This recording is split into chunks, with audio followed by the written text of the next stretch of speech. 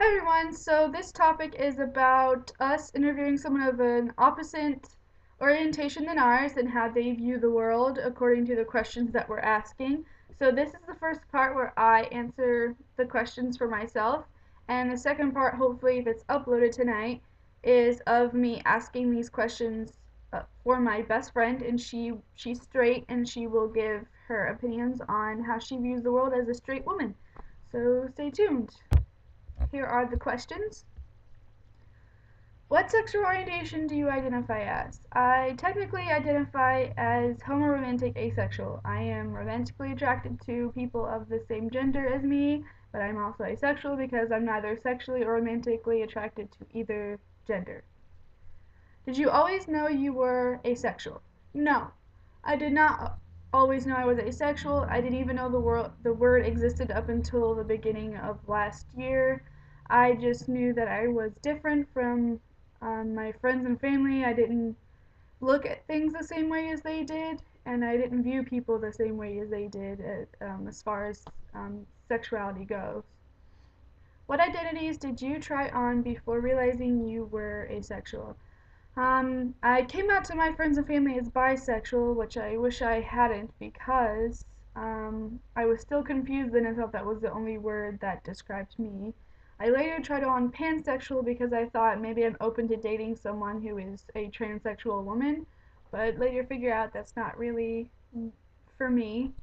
And then I tried on straight up um, lesbian because I thought, well, I'm not really into men sexually or romantically, then I have to be lesbian.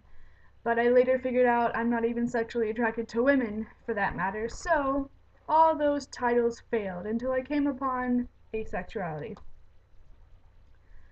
Okay, what's the next question? How do you think your sexual orientation makes you view the world? Well, this has always been the way that I view the world. I've always viewed the world as very complicated, frustrating, just very complex, and not just as far as sexuality goes, as everything goes. The world is very complex. There's times that I think humanity is just pure evil, and then there's times I think there's always good out there in the world, no matter what's going on in your life. There's always good things going on. How do you think your sexual orientation makes the world view you? I think the world views me and other asexuals as broken. I think they view us as we're late bloomers. Maybe there's something wrong with us that we need to go get this problem fixed. I think they just view us as broken, like we just haven't experienced life because we haven't been sleeping with other people and experiencing love, which can be experienced outside of sexual relationships. That has been proven. And I think the world just thinks we need to be fixed. Most times, anyways. In an ideal world, how would we talk about sex and sexual orientation?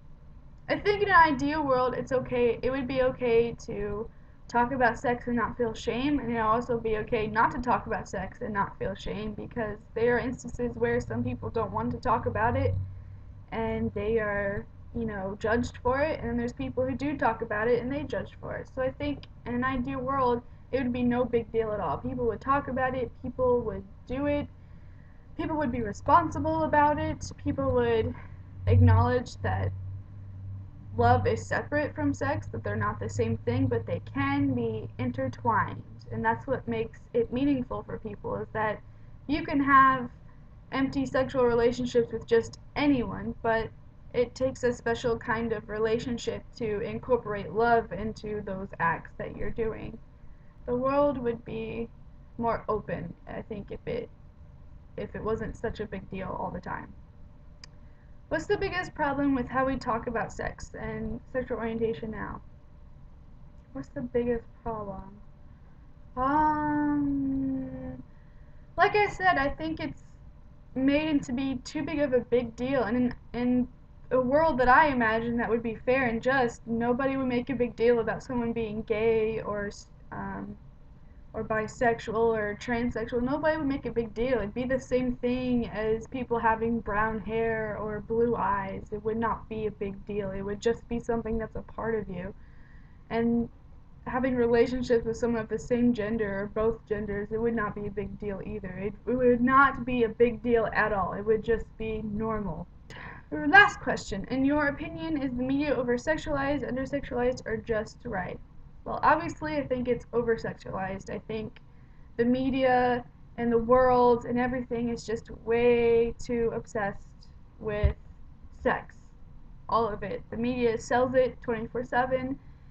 It's just, and then when I'm with people, it's in every joke that they say. It's just, it's way too much. It's too much. And being an asexual person living in a world full of sex and obsession about it is overwhelming. It's very overwhelming and frustrating at times. There would be a balance. I think that'd be a good thing. Anyways, so that is the end of the questions. That is the end of this video, and hopefully the second part will be uploaded, and this video might be really long unless I split it in half. So thanks for watching, and please stay tuned for the part 2. See you next time.